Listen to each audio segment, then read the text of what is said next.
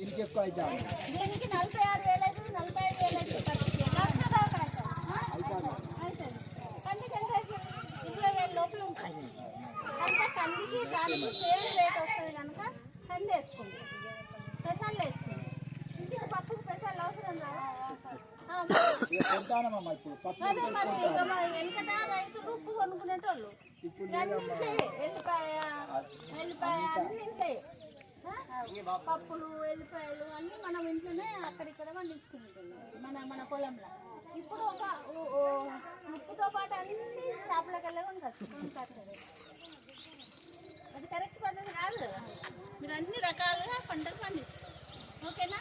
వర్షాకాలం వస్తుంది, మీరు చక్కగా దున్ని ఇతర లేకుండా పత్తి తగ్గించి కందులు వేసుకోండి.